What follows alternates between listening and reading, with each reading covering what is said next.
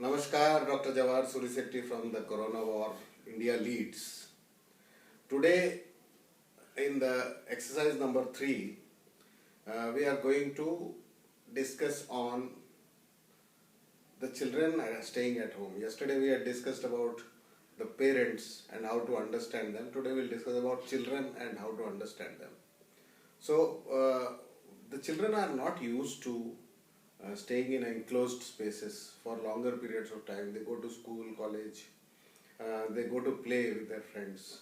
So, in a peculiar situation like a lockdown, the children are suffocated, and that is the time the psychological effects on their behavior is seen, and parents will need to understand that. And that is something which we will discuss today, and we'll also talk from the mother's perspective and the father's perspective. So, what will happen when the children stay back at home? One, since it's the mother's area, the children will undergo extra disciplinary action by the mother if they create a ruckus, which they used to do in the playgrounds or outside with the other children. Even if the same thing that they do at home, the mother is going to shout or try to discipline them without understanding that they are in a situation which is suffocating. They need that outburst. So the father comes in to rescue and says, please don't shout. The mother and father might fight, and these things spoil the ecosystem at home without understanding that we are in a lockdown situation where we cannot help but stay at home. So what can we do?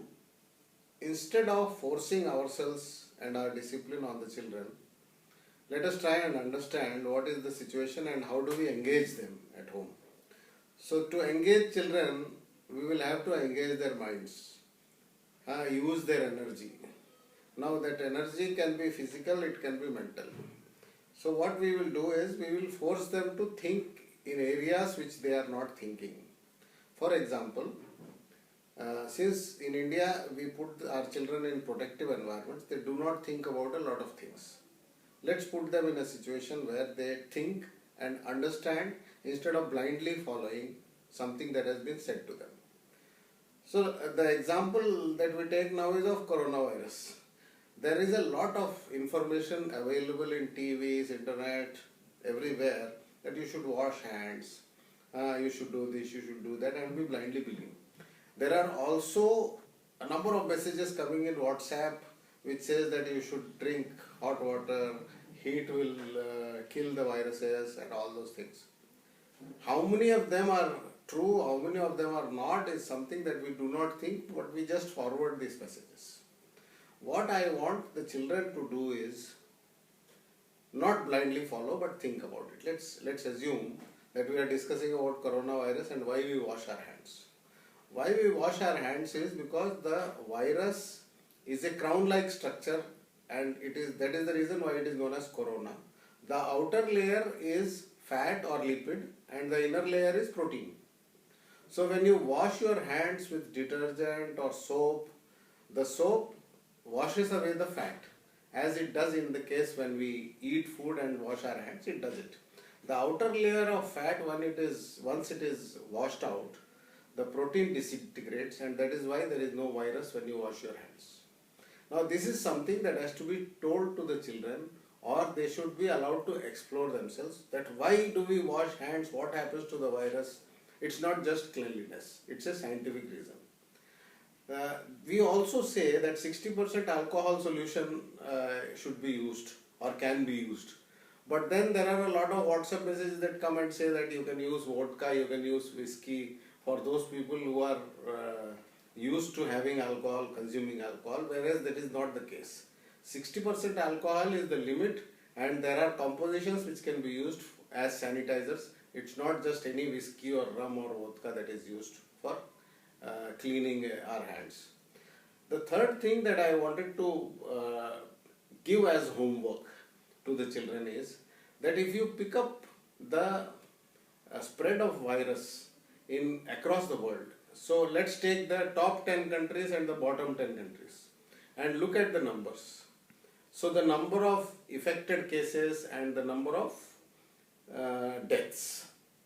So children from 10 years onward to 18 years, if they can do this exercise with the family, just pick out the numbers of affected cases country-wise and deaths, the top 10 and bottom 10, and decide what is the percentage of people dying to the number of people affected.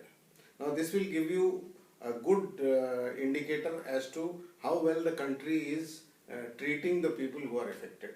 If the number of deaths are less and the number of affected cases are more, then the treatment is good, but the spread has been very fast, so that means there is something that is not controlling the virus spreading. So that is something that if you can do with your children as a group exercise, try and find out the percentages. Also look at reasons why the richer countries are doing badly and why the poorer countries, most of them from Africa, are doing better, are at the bottom of the pyramid. Number of deaths and number of affected cases are less. So if you can find out reasons, this is how we can promote thinking in our children. So I think this is the exercise for 27th 11 a.m. That you should work on the coronavirus figures. If you want, I'll attach them to the video that I am sending now, and also do the top 10 and bottom 10 analysis, a little statistics, take the help of your parents. It will be an enlightening exercise for all of you. Also discuss the causes, why the deaths are more or why the affected cases are more. Thank you.